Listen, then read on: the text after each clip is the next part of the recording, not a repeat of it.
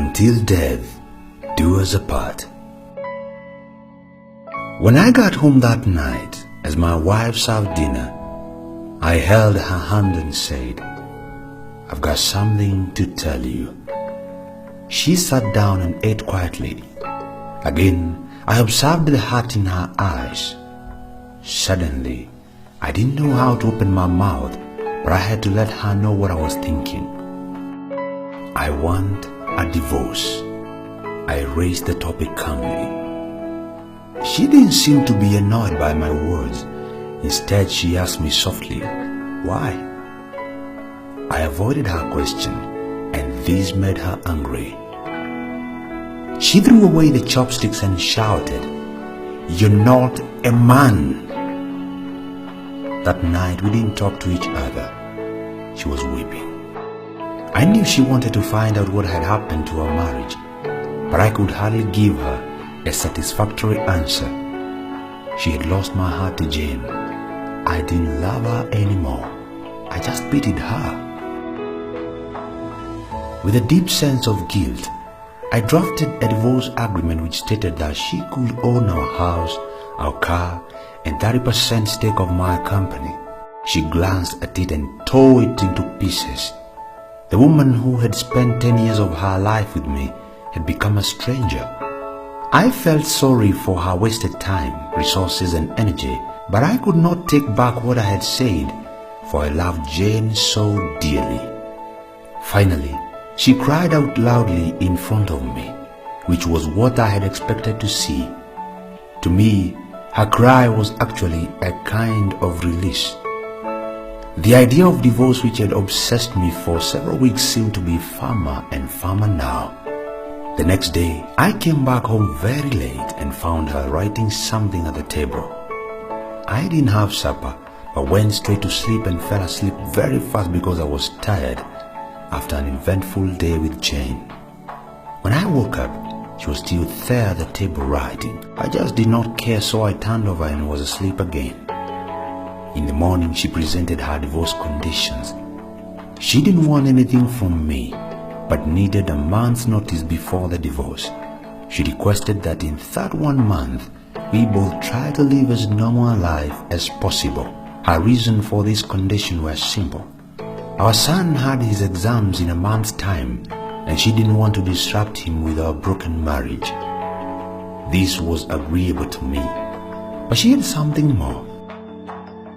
She asked me to recall how I had carried her into a bridal room on our wedding day. She requested that every day for the month's duration, I carry her out of our bedroom to the front door every morning. I thought she was going crazy, but just to make our last days together bearable, I accepted her odd request. I told Jane about my wife's divorce conditions, and she laughed loudly and thought it was absurd. No matter what trick she applies, she has to face the divorce, she said scornfully. My wife and I hadn't had any body contact since my divorce intention was explicitly expressed. So when I carried her out on the first day, we both appeared clumsy. Our son clapped behind us saying, "Daddy is holding Mommy in his arms." His words brought a sense of pain. From the bedroom to the sitting room, then to the door. I walked over 10 meters with her in my arms. She closed her eyes and said softly, "Don't tell our son about the divorce." I nodded, feeling somewhat upset. I put her down outside the door. She went to wait for the bus to work as I drove alone to the office. On the second day, both of us acted much more easily. She leaned on my chest. I could smell the fragrance of her blouse. I realized that I hadn't looked at this woman carefully for a long time. I realized that she was not young anymore. There were fine wrinkles on her face. Her hair was graying. Our marriage had taken its toll on her. For a minute, I wondered what I had done to her. On the fourth day, when I lifted her up, I felt a sense of intimacy returning. This was the woman who had given 10 years of her life to me. On the 5th and the 6th day, I realized that our sense of intimacy was growing again. I didn't tell Jane about this. It became easier to carry her as the months slipped by. Perhaps the everyday workout made me stronger. One morning, she was choosing what to wear. She tried on quite a few dresses but could not find a suitable one. Then she sighed. Oops, all my dresses have grown bigger. I suddenly realized that she had grown so thin, and that was the reason why I could carry her more easily. Suddenly, it hit me. She had buried so much pain and bitterness in her heart. Subconsciously, I reached out and touched her head. Our son came in at the moment and said, "Daddy, it's time to carry Mom out." To him, seeing his father carrying his mother out had become an essential part of his life. My wife gestured to our son to come closer and hugged him tightly. I turned my face away because I was afraid I might change my mind at this last minute. I then held her in my arms, walking from the bedroom through the sitting room to the hallway. Her hand surrounded my neck softly and naturally. I held her body tightly. It was just like our wedding day. But her much lighter weight made me sad. On the last day, when I held her in my arms, I could hardly move a step. Our son had gone to school. I held her tightly and said, "I hadn't noticed that our life lacked intimacy." I drove to office and jumped out of the car swiftly, without locking the door. I was afraid any delay would make me change my mind. I walked upstairs. Jane opened the door and I said to her, "Sorry, Jane, I don't want the divorce anymore." She looked at me, astonished, and then touched my forehead. "Do you have a fever?" she said.